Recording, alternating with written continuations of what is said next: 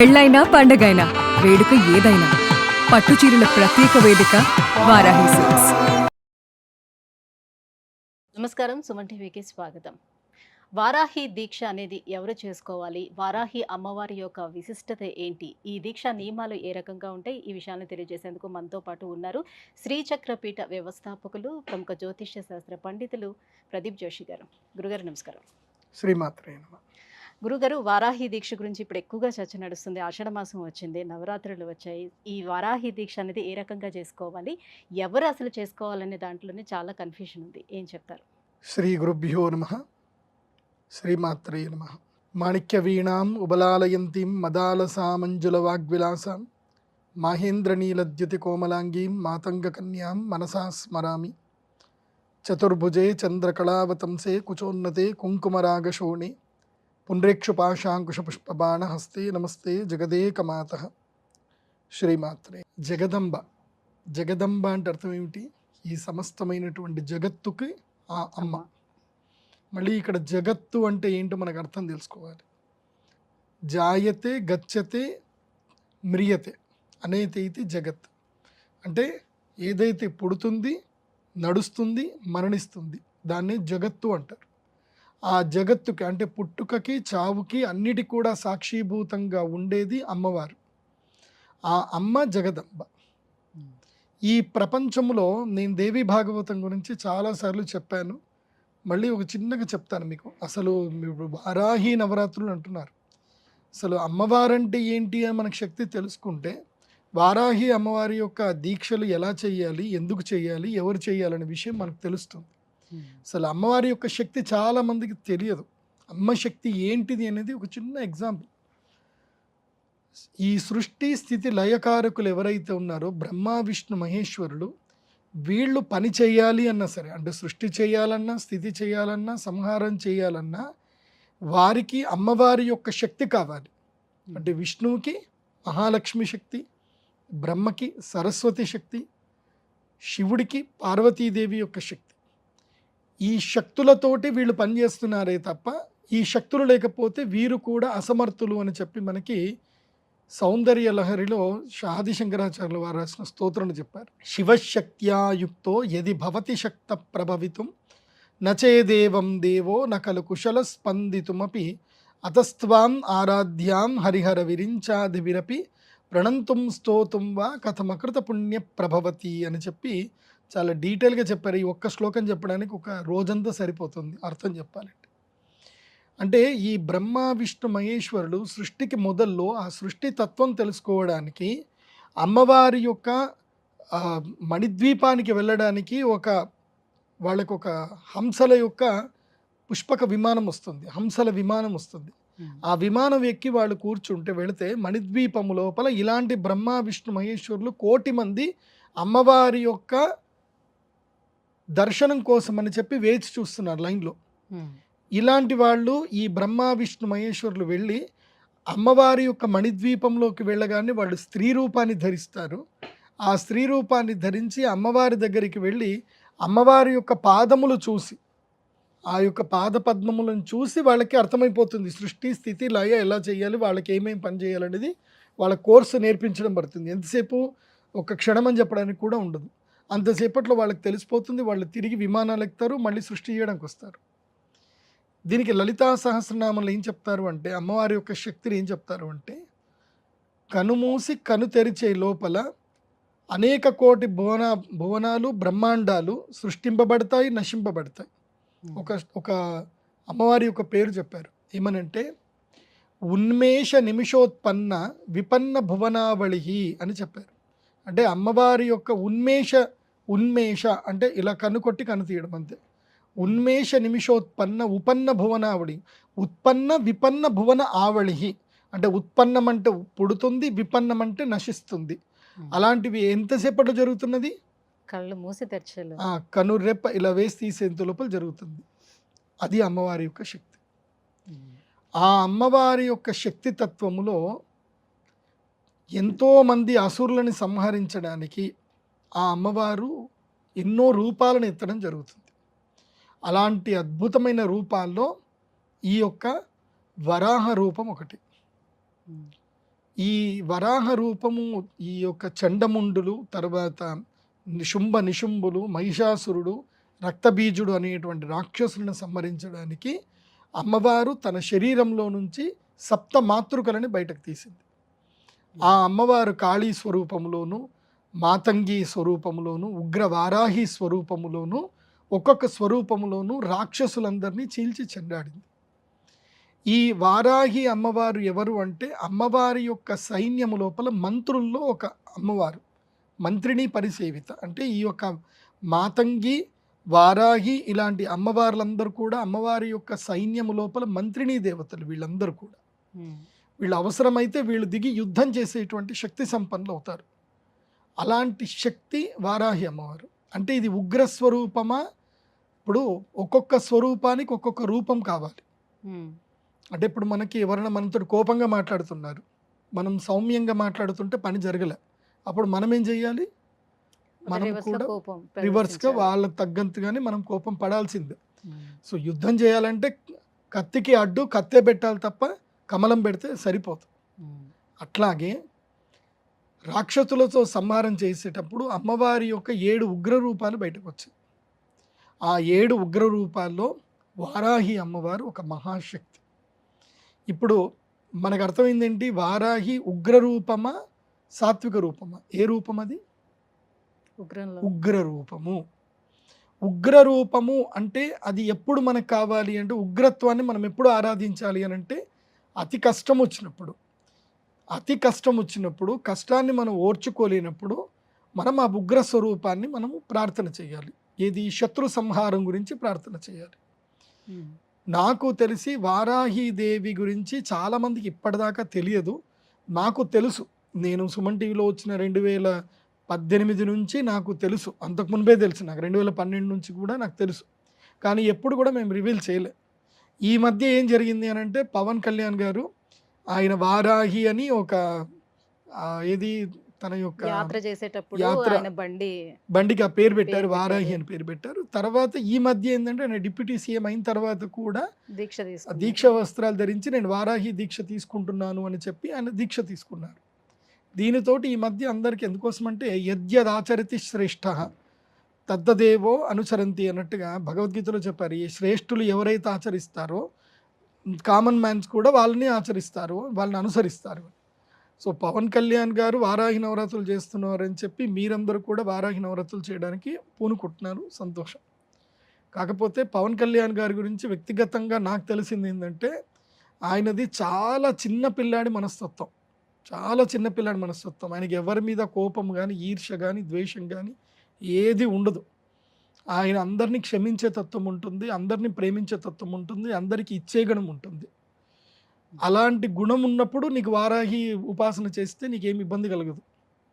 ఇది ఎట్లాగంటే, ఇది ఒక వారాహి అమ్మవారి చేతిలోనే నాగలి, గొడ్డలి ఇవి ఉంటాయి కాబట్టి ఇది వ్యవసాయేతర పనులు చేసుకున్నటువంటి రైతులు చేసుకునేది అని కొంతమంది చెప్పడం జరుగుతుంది. ఏమంటారు? చెప్తాను, వారాహి తత్వస్వరూపం గురించి చెప్తాను. ఈ వారాహి ఉగ్ర స్వరూపం ఒకటి గుర్తుపెట్టుకోవాలి. మనకి అమ్మవారి యొక్క ఏ తత్వాన్ని ఉపాసన చేసినా శక్తి, సిద్ధి, తత్వం తప్పకుండా కలుస్తుంది. ధ్రువం అని చెప్తారు. అంటే అమ్మవారిని మనం ఆరాధిస్తే ఈ కలియుగములో మనము ఎవరిని ఆరాధించకపోయినా ఇహలోకములోనూ సుఖము, పరలోకములోనూ సుఖం రావాలి అని అంటే అమ్మవారిని ఆరాధించాలి. ఇది దేవి భాగవతంలో చెప్పారు. సాక్షాత్తు శ్రీకృష్ణుడైనా, విష్ణువైనా, శివుడైనా, రాముడైనా అందరూ అమ్మవారిని ఆరాధించినటువంటి వారే. అమ్మను మించిన శక్తి ప్రపంచంలో ఏదీ లేదు. కాబట్టి అమ్మవారిని అందరూ ఆరాధించవచ్చు. అయితే మీరు ఏ స్టేటస్లో ఉన్నారు అనేది మొదలు మీరు తెలుసుకోవాలి. మీ స్టేటస్ని బట్టి మీరు ఆరాధన ఎంచుకోవాలి. మీ మెంటల్ స్టేటస్ సరిగ్గా లేదు, మీరు ఆరాధన ఎంచుకున్నారు, దానివల్ల ఏం జరుగుతుంది అని అంటే మీకు శక్తి వస్తుంది, కానీ ఆ శక్తి దుర్వినియోగం అవుతుంది. మీకు కోపాన్ని కంట్రోల్ చేసుకునే శక్తి లేదు. మీకు ఇతరుల మీద ఏవైతే భావజాలాన్ని మీరు వదులుతున్నారో అది మీరు కంట్రోల్ చేసుకోలేకపోతున్నారు. మీ మనస్సు మీ అదుపులో లేదు. మీరు గనక ఇలాంటి ఉపాసన చేశారు, వారాహి ఉపాసన చేశారు, దానివల్ల ఏం జరుగుతుంది అని అంటే మీకు బెనిఫిట్ జరుగుతుంది, కానీ దానివల్ల మీ యొక్క పిచ్చితోటి చాలామందికి అనర్థాలు జరుగుతాయి. అది గుర్తుపెట్టుకోండి. వారాహి శక్తి అనేటువంటిది ఒక అద్భుతమైన శక్తి, అదొక బ్రహ్మాస్త్రం లాంటిది. అది పిచ్చోడి చేతిలో పడకూడదు. ఇప్పుడు అశ్వత్థాముడికి కూడా బ్రహ్మాస్త్రం దొరికింది, అర్జునుడి చేతిలో కూడా బ్రహ్మాస్త్రం ఉంది. కానీ అశ్వత్థాముడు బ్రహ్మాస్త్రము ఎవరికి వదిలాడు అంటే ఒక చిన్న శిశువు పైన వదిలాడు, గర్భస్థ పిండం పైన ఉన్న శిశువు పైన వదిలాడు. సో స్త్రీ హత్య శిశు హత్య మహాపాపం అని చెప్తారు. శిశు హత్య చేయడానికి ఒక బ్రహ్మాస్త్రాన్ని వాడాడు అంటే అశ్వత్థాముడు మూర్ఖుడు అని చెప్తారు. అందుకే అశ్వత్థాముడికి ఆ యొక్క ఏదైతే అతనికి ఉన్నటువంటి రోగము రానటువంటి శివమణి ఏదైతే ఉందో ఆయన కృష్ణుడు లాగేసుకున్నాడు. ఎందుకు లాగేసుకున్నా అంటే నువ్వు మూర్ఖుడు, నీకు ఇచ్చిన శక్తిని నువ్వు సద్వినియోగం చేసుకోలేదు అని చెప్పి. అలాగే మీరు జగదంబ ఉపాసన చేస్తాను అంటే తప్పకుండా అందరూ చేయండి, చెయ్యొద్దు అని చెప్పడానికి నాకు అర్హత లేదు. ఎందుకోసమంటే అమ్మవారు ఎవరిని అనుగ్రహించాలంటే వాళ్ళకి ఆ స్ఫురణ శక్తి వస్తుంది. నాకు తెలిసి ఈ యొక్క సౌందర్య లహరిలో ఫస్ట్ శ్లోకంలో చెప్తారు, కథం అకృత పుణ్య ప్రభవతి అని చెప్పారు. అంటే పూర్వజన్మ సుకృతం ఉంటే తప్ప వారాహి దీక్షలు తీసుకోవడం కానీ వారాహి నవరాత్రులు చేయడం కానీ సంభవించదు. గుర్తుపెట్టుకోండి, పూర్వజన్మ సుకృతం ఉంటేనే అది చేయగలుగుతారు. ఏదైనా సరే అమ్మవారి యొక్క తత్వం, దేవీ నవరాత్రులు ఉపాసన చేయాలన్నా వారాహి నవరాత్రులు ఉపాసన చేయాలన్నా అమ్మ అనుగ్రహం ఉంటేనే, పూర్వజన్మ పుణ్యం ఉంటేనే మనం ఇంట్లో కలశం పెట్టగలుగుతాం. లేకపోతే ఆ కలశం పెట్టే శక్తి మనకి రాదు. ఎవరో ఒకళ్ళు వస్తారు, వద్దు అని చెప్తారు, నీకేదో ఆలోచన వస్తుంది, నేను చేయలేనేమో అనిపిస్తుంది, వదిలేస్తాం. నాకు తెలిసిన అర్హత ఏమిటి అంటే, అమ్మవారికి ఉపాసన చేయాలని కావాల్సిన అర్హత ఏమిటి అంటే నిష్కల్మషంగా ఉండడము, ద్వేషబుద్ధి లేకపోవడము, క్షమాబుద్ధి ఎక్కువగా ఉండడము, అందరికీ పంచే గుణం ఉండడము, నేను అన్న భావన లేకపోవడం. ఈ 5 గుణాలు ఉంటే మీరు అమ్మవారి ఉపాసనలోకి ఈజీగా వెళ్ళిపోవచ్చు. ఈ 5లో ఏ ఒక్క గుణం లేకపోయినా, పంచే గుణము లేకపోయినా, క్షమించే గుణము లేకపోయినా, ద్వేషించే మనస్సు నీకున్నా నువ్వు జీవితంలో ఏమీ సాధించలేవు. అమ్మ శక్తి నీకు అనుగ్రహించిన ఆ శక్తిని నువ్వు సద్వినియోగం చేసుకోలేవు, దుర్వినియోగం చేసుకుంటావు. అంటే ఒక బలవంతుడు, ఇప్పుడు మనం సినిమాలు చూస్తాం, హీరోని చూస్తాం, విలన్ చూస్తాం. విలన్కి కూడా శక్తి ఉంటుంది, హీరోకి కూడా శక్తి ఉంటుంది. నిజంగా విలన్ గనక మంచివాడు అయ్యి ఉంటే అతని డబ్బుతో ఎంతోమందికి మేలు చేయొచ్చు. అట్లాగే నువ్వు నీ లోపల విలనిజం ఉంది అని అంటే నీకు శక్తి వస్తుంది, కానీ నువ్వు విలనిజం అయిపోతావు, నువ్వు ప్రపంచానికి ఉపయోగపడవు. పంచే గుణమే లేకపోతే ప్రపంచమే శూన్యం అన్నమాట. నీకు పంచే గుణం లేకపోతే నువ్వు ఏ ఉపాసన చేసినా వేస్ట్. ఎందుకోసమంటే నేను అన్న భావన ఎప్పుడైతే మనకు వచ్చిందో, నేను అంటే ఎంత అవసరం చెప్పండి, ఒక మనిషికి ఎంత అవసరం చెప్పండి, ఒక్క మనిషికి నీ ఒక్కడికి ఎంత అవసరం, బతకడానికి ఎంత అవసరం. అమ్మవారు లెక్క పెట్టేస్తుంది ఆల్రెడీ, నీకెంత కావాలో అంత ఇచ్చేస్తుంది కావాలంటే నీ వరకు. నువ్వు నేను అనకుండా, నువ్వు ఒక వ్యక్తిగా కాకుండా ఒక వ్యవస్థగా భావించావు అనుకో, అప్పుడు నీకు శక్తి ఇస్తుంది అమ్మవారు. వ్యక్తిగా ఎప్పటి వరకైతే నువ్వు ఆలోచిస్తావో నీకు ఉపాసనలో కేవలము నీకు భోగాలు మాత్రమే లభిస్తాయి. వ్యవస్థగా ఎప్పుడైతే నిన్ను తీర్చిదిద్దుకున్నావో, నువ్వు పంచేగుణం ఎప్పుడైతే వచ్చిందో అప్పుడు నీకు దైవత్వం అనేది నీకు ఆపాదింపబడుతుంది. అప్పుడు నిన్ను అందరు దేవుడిలాగా చూస్తారు. లైక్ మేము పిఠాపురం ఎమ్మెల్యే గారి తాలూకాని ఇప్పుడు ఆయన చేస్తున్నారు కదా, ఆయన 3 ఏండ్ల నుంచి వారాహి ఉపాసన చేస్తున్నాడు కాబట్టి ఇప్పుడు ఆయన నా కోసం అనుకోలేదు. నా కోసం అంటే ఆయనకి ఏంది, ఒక అడ్వర్టైజ్మెంట్ చేస్తే 10 కోట్లు వస్తాయి ఆయనకి. ఆయన మన అనుకొని చేశాడు కాబట్టి ఇప్పుడు ఆయనకి దైవత్వం ఆపాదింపబడుతుంది. ఇప్పుడు అందరు కూడా ఆయన్ని దేవుడిలాగా అనుకుంటున్నారు. నువ్వు నన్ను కాపాడుతావు అని అందరూ. దైవత్వం అంటే ఏం లేదు, ఆకలి ఉన్నవాడికి అన్నం పెట్టడం, కష్టంలో ఉన్నవాడిని ఆదుకోవడం, ఇదే దైవత్వం. అది ఇప్పుడు ఆయనకు ఆ చేసే శక్తి అమ్మవారు ఇచ్చింది. అది ఆయన సద్వినియోగం చేసుకుంటాడా లేదా అనేది కాలం నిర్ణయిస్తుంది. అందుకే వారాహి దేవికి ఇప్పుడు అంటే మీరు వారాహి స్వరూపం అన్నారు, ఆమె చేతిలో నాగలి ఉంటుంది. అంటే నీకు కష్టపడే తత్వం ఉండాలి, దున్నే శక్తి ఉండాలి. నాగలి ఎందుకు ఉంది అని అంటే, నాగలి ఎందుకు, దేనికి స్వరూపం అది? దున్ని నువ్వు పంట పండి నువ్వు 10 మందికి అన్నం పెట్టాలి. అదైతే నేను నిన్ను అనుగ్రహిస్తాను అని చెప్తుంది అమ్మవారు. విష్ణు పరమాత్ముడి చేతిలో ఏవైతే ఉన్నాయో వారాహికి కూడా అవే ఉంటాయి. విష్ణు పరమాత్ముడు వరాహస్వరూపం ఎందుకు ఎత్తాడు అంటే జ్ఞానమును ఉద్ధరించడానికి. వేదాలు ఎత్తుకపోయాడు ఎవరు, హిరణ్యాక్షుడు వేదాలన్నిటిని ఎత్తుకొని వెళ్ళిపోయాడు, జ్ఞానాన్ని తీసుకెళ్ళిపోయాడు. ప్రపంచంలో అత్యంత ముఖ్యమైనది జ్ఞానమే. ఇప్పుడు మనం ఈ జనరేషన్లో ఉన్నాము. మనం నెక్స్ట్ జనరేషన్కి నాలెడ్జ్ ఇవ్వలేదంటే నెక్స్ట్ జనరేషన్ ఏమైపోతుంది, స్పాయిల్ అయిపోతుంది. మనం ఏం చేస్తున్నాం ఇప్పుడు, పిల్లలు పుట్టిన తర్వాత వాళ్ళకి ఒక 15 ఏళ్ళు ఏం చేస్తున్నాం, వాళ్ళని డైలీ స్కూల్కే పంపిస్తున్నామా లేకపోతే ఆడుకోమని చెప్తున్నామా? స్కూల్కి పంపిస్తున్నాం. ఎందుకు? మళ్ళీ వాళ్ళు జ్ఞానాన్ని జ్ఞానం ఆర్జించడానికి. గెయిన్ చేయాలి. జ్ఞానము లేకపోతే మనిషికి ఏమీ ప్రయోజనం ఉండదు. జ్ఞానమే ఇంపార్టెంట్. మనిషి భవిష్యత్ తరాలకు ఇవ్వాల్సింది జ్ఞానము, ప్రకృతి. అందుకే నాగలి ఉంటుంది, తర్వాత అమ్మవారి చేతిలో పుస్తకాలు ఉంటాయి, తర్వాత పాశం ఉంటుంది. అంటే ప్రేమ, ఆప్యాయతలు, అనురాగాలు ఉండాలి. పాశం అనేది అది కూడా ఉండాలి. సో ద్వేషం అనేది ఉండకూడదు అని ఉంటుంది. అలాగే ఖడ్గము ఉండాలి. అసత్యమును, తర్వాత హింసను ఎట్టి పరిస్థితుల్లో ఎంకరేజ్ చేయకూడదు. అధర్మాన్ని ఎంకరేజ్ చేయకూడదు. సో నీకేదైనా కష్టం వస్తే కత్తితో పోరాడినప్పుడు కత్తితో పోరాడు, జ్ఞానంతో పోరాడాల్సిన చోట్ల జ్ఞానం చోట్ల పోరాడు, తర్వాత 10 మందికి అన్నం పెట్టు అని చెప్పడమే వారాహి దేవి యొక్క తత్వం.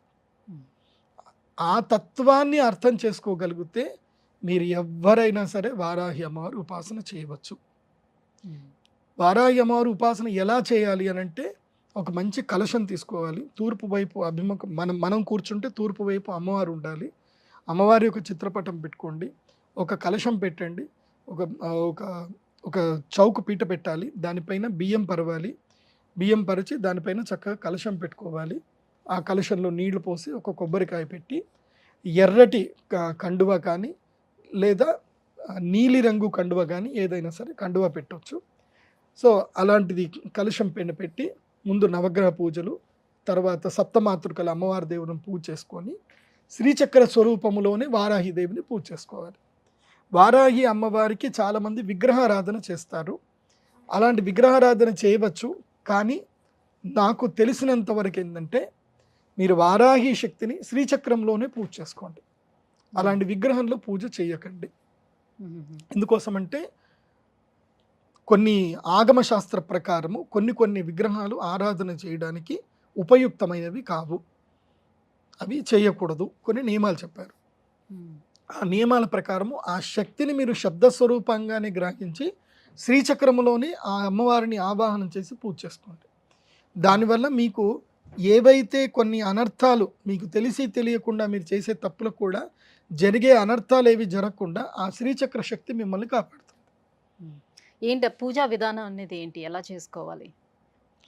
సింపుల్. మనకి మీరు వెబ్సైట్లో గూగుల్లో వెతుకున్న దొరుకుతుంది. నేను లింక్ పంపిస్తాను. ఆ లింకులో అమ్మవారి యొక్క స్తోత్రం ఉంటుంది. సంకల్పం చేసుకోవాలి. ఆచమనము, ప్రాణాయామము, సంకల్పం. ఈ సంకల్పం చేసుకున్న తర్వాత గణపతి పూజ, గౌరీ పూజ చేసిన తర్వాత ప్రధానమైనటువంటి వారాహిదేవి శక్తి స్వరూపం ఏదైతే ఉందో ఒక శ్రీచక్రం బిళ్ళ తీసుకోండి చాలు. చిన్న శ్రీచక్రం బిళ్ళ. ఆ శ్రీచక్రంలోనే వారాహిదేవి అమ్మవారిని స్మరించుకోండి. ఆ వారాహి ఓం శ్రీం వారాహి నమః అని మంత్రముతోటి వారాహి ఆ యొక్క శ్రీచక్రానికి పాలతోటి అదేవిధంగా మంచినీళ్ళతో అభిషేకం చేసి తుడిచి గంధం పెట్టి కుంకుమ పెట్టండి. ఆ తర్వాత అమ్మవారి యొక్క స్తోత్రాలు ఉంటాయి, వారాహి స్తోత్రములు ఉంటాయి. వారాహి స్తోత్రములో 3 రకాలైన స్తోత్రాలు చాలా కీలకమైనవి, ప్రధానమైనవి. ఒకటి వశ్యవారాహి అని ఒకటి ఉంటుంది స్తోత్రం. ఈ వశ్యవారాహి ఏమిటంటే, నీవు వ్యాపారం చేయాలనుకుంటున్నావు, అదేవిధంగా రాజకీయంగా ఎదగాలనుకుంటున్నావు, అందరూ నీకు వశం అవ్వాలి, అందరూ నువ్వు చెప్పినట్టుగా మాట వినాలి, తర్వాత నీ మాట అందరికి కూడా వినసొంపుగా ఉండాలి, నీ మాట చెప్పగానే అందరికి కూడా ఆకర్షింపబడాలి, అలా వింటూ వింటూ అలాగే ముగ్ధ మనోహరులు అయిపోవాలి. అలా జరగాలి అని అంటే వశ్యవారాహి ఉపాసన చేయాలి. వశ్యవారాహి స్తోత్రము రోజుకి 11 మార్లు 108 మార్లు మీకు ఎంత శక్తి ఉంటే అంత చదవాలి. ఈ జూలై 6వ తారీఖు నుంచి మొదలు దశమి వరకు ఈ నవరాత్రులు ఏవైతే ఉన్నదో ఈ నవరాత్రుల్లో పూర్తిగా వశ్యవారాహి స్తోత్రం 1008 సార్లు పూర్తి చేయాలి. 1008 సార్లు చదవాలి. అదేవిధంగా బీజాక్షర మంత్రాలు ఉంటాయి, చాలా పెద్ద పెద్ద బీజాక్షరాలు ఉంటాయి, అవి ఏవి వద్దు. నీకు మేలు జరిగే బీజాక్షర మంత్రం చెప్తాను, లాస్ట్కి చెప్తాను దీని తర్వాత. అంటే పూజ ఉదయం వేళ పూజకు ఎక్కువ ప్రాధాన్యత ఇవ్వాలా లేకపోతే సంధ్యా సమయంలో చేసుకునే పూజగా? దీంట్లో చాలా కీలకంగా ఉంటుందండి. పూజా సమయం ఎప్పుడైనా ఉదయమే మంచిది. బ్రాహ్మీ ముహూర్తం చాలా మంచిది. ఎప్పుడు 4:30 నుండి మొదలు 6 గంటల వరకు, 4 నుంచి 6 వరకు ఈ మధ్య కాలంలో పూజ చేసుకుంటే చాలా మంచిది. అయితే ఈ వారాహి ఉపాసనలో కాళీ ఉపాసనలో, వజ్రవైరోచన ఉపాసనలో, కొన్ని ఉపాసన పద్ధతుల్లో ఏంటంటే సాధకులు అష్టాంగ యోగ నిరతులైన సాధకులే, అందరూ కాదు. అష్టాంగ యోగ నిరతం అంటే అది చాలా పెద్ద సబ్జెక్ట్, అది ఏందో మీరు తెలుసుకోండి. దాని తర్వాత నేను చెప్తాను అష్టాంగ యోగం ఏందని ఒక వీడియోలో చెప్తాను.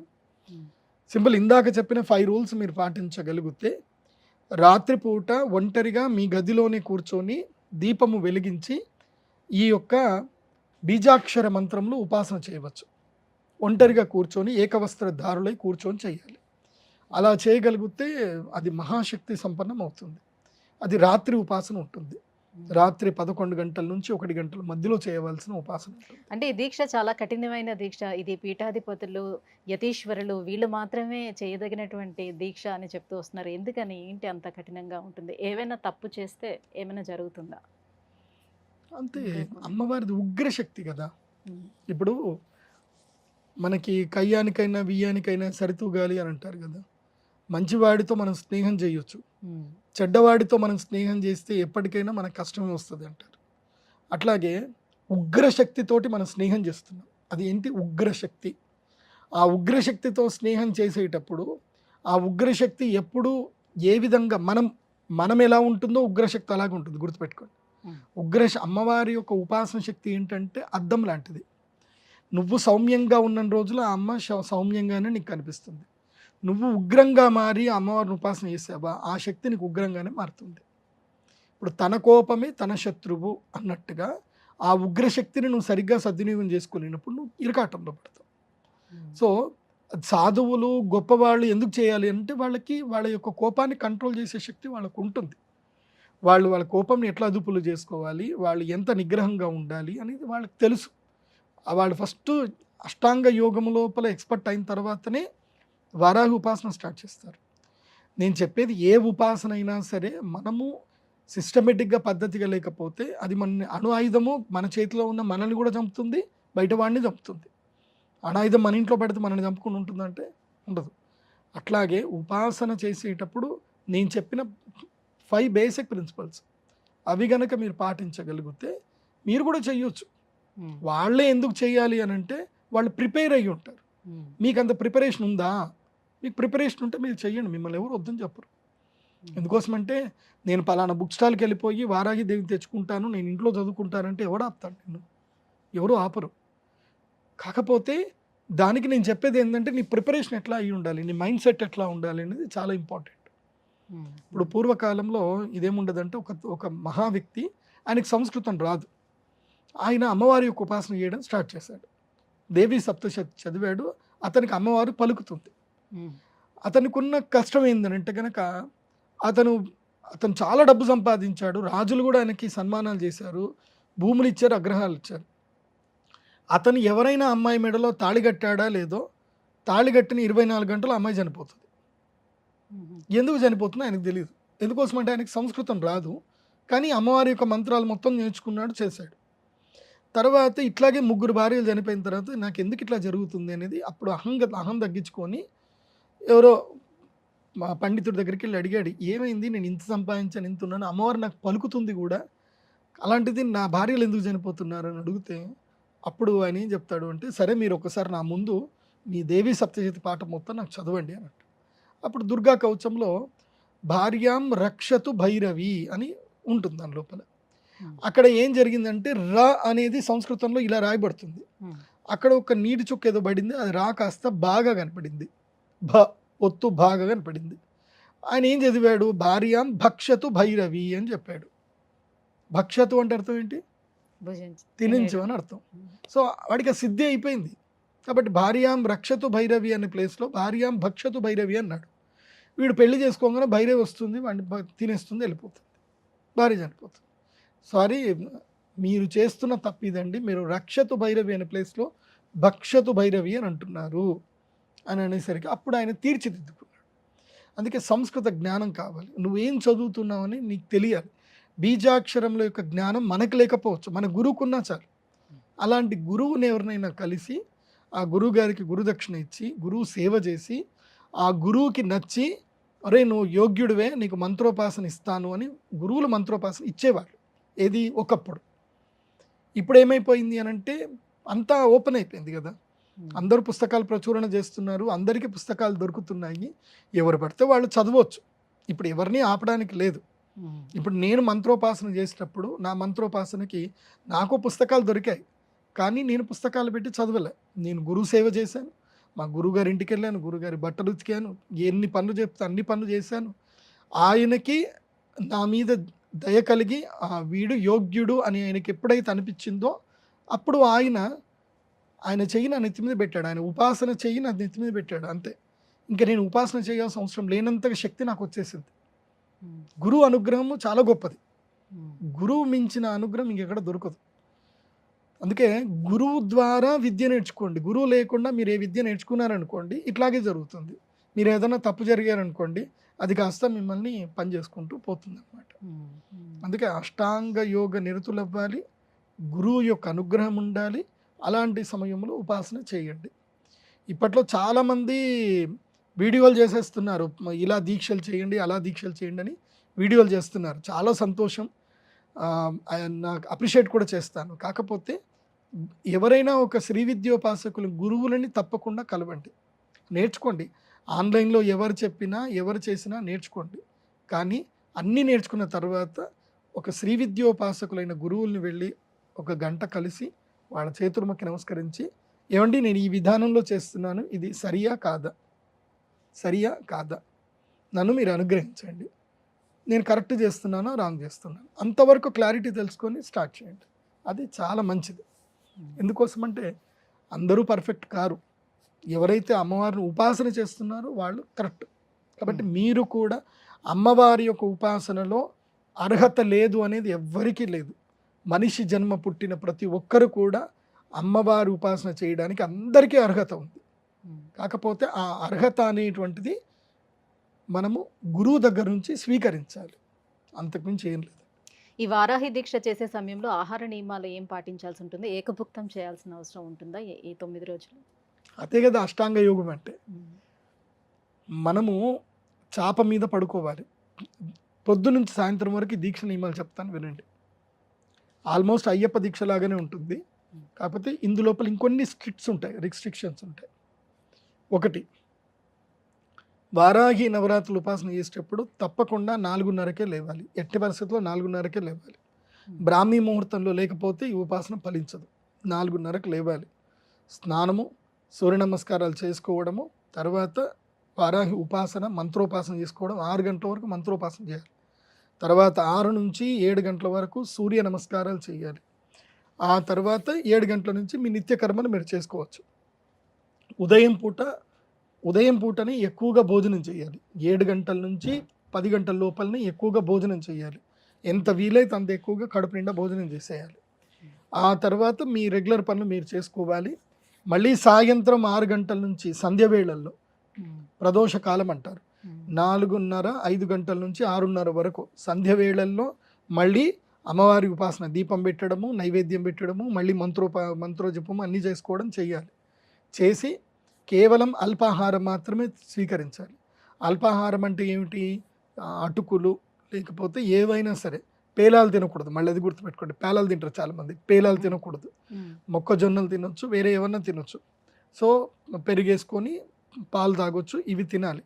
తిని చాప మీదనే పడుకోవాలి, చాప మీద దర్భ చాపల మీదనే పడుకోవాలి. 2 వస్త్రాలు ఉండాలి. ఈరోజు ధరించిన వస్త్రము రేపు ధరించకూడదు, మళ్ళీ రేపు వేరే వస్త్రాన్ని ధరించాలి. మళ్ళీ అదే వస్త్రాన్ని దీని ఉతికి ఆరేసుకొని మళ్ళీ నెక్స్ట్ డే అదే వస్త్రం ధరించాలి. 2 వస్త్రాలు పెట్టుకోవాలి. అంటే వస్త్ర వ్యామోహం ఉండకూడదు, శరీర వ్యామోహం ఉండకూడదు. తర్వాత కోరికల గురించి కూడా తీవ్రతరంగా కాకూడదు. అందరినీ అమ్మ అని పలకరించాలి, పురుషులైనా స్త్రీలైనా అందరినీ అమ్మ అనే పలకరించాలి. ఈ విధంగా చేయగలిగితేనే వారాహి ఉపాసనలో ఏదైనా సిద్ధి ఉంటుంది. నాన్ వెజ్ అస్సలు తినకూడదు. తర్వాత ఇంకా దాంట్లో ఉల్లిపాయలు, వెల్లుల్లిపాయలు ఏవి తినకూడదు. సాత్వికమైన ఆహారాన్ని మాత్రమే స్వీకరించాలి. అందులోనూ వారాహి ఉపాసనలో తీవ్రతరమైనటువంటి శక్తి ఉపాసన ఏమిటంటే గనక అసలు కూరగాయలు లేకుండా తినాలి. అంటే చప్పడి పప్పు, కారం ఇవి వేసుకొనే తినాలి, ఇంకేం తినకూడదు. ఇది చాలా తీక్ష్ణమైన నియమం. ఇది ఎవరుంటారు అలా చేసుకోవాలి. గురుగారు ఇప్పుడు అయ్యప్ప స్వామి దీక్ష అనేది కొంచెం కార్తీక మాసం ముందు నుంచి అలా స్టార్ట్ అవుతుంది కదా! కేవలం ఆ మాసాల్లోనే స్టార్ట్ అవుతుంది. అలానే వరాహి దీక్ష కూడా కేవలం ఈ ఆషాఢ మాసంలోనే చేసుకుంటారా? అవును. ఈ ఆషాఢ మాసానికి ఉన్న గొప్ప శక్తి ఏమిటంటే ఇది సంధికాలం ఇది. సంధికాలం అంటే ఉత్తరాయణానికి, దక్షిణాయనానికి కరెక్ట్‌గా సంధికాలం అంటారు. ఆషాఢ శుద్ధ ఏకాదశి రోజున దక్షిణాయనం ప్రారంభమవుతుంది. ఏకాదశి అంటే 15 రోజులు. సో, ఆషాఢ శుద్ధ ఏకాదశికి తర్వాత ఆషాఢ బహుళ ఏకాదశికి మధ్యన 10 రోజులు సంధికాలం ఉంటుంది. ఈ సంధికాలములోనే ఈ యొక్క వారాహి నవరాత్రులు ఉంటాయి. శుక్లపక్షములోనూ చేస్తారు, కృష్ణపక్షంలోనూ చేస్తారు. కృష్ణపక్షంలో చేసేది ఉగ్రవారాహి, ఈ యొక్క శుక్లపక్షంలో చేసేది శ్వేతవారాహి, తర్వాత వజ్రవైరోచిని వారాహి, ఇలాంటివన్నీ కూడా శుక్లపక్షంలో చేస్తారు. చాలామంది నెల రోజుల పాటు చేసే శక్తి కొంతమందికి ఉంటుంది, వాళ్ళు చేస్తారు కూడా. గురుగారు వారాహి దీక్ష ఏ రకంగా చేసుకోవాలి? దానివల్ల ఎటువంటి ఫలితాలు ఉంటాయి? ఈ అంశాలన్నీ తెలియజేసినందుకు ధన్యవాదాలు. శ్రీమాత్రే నమః.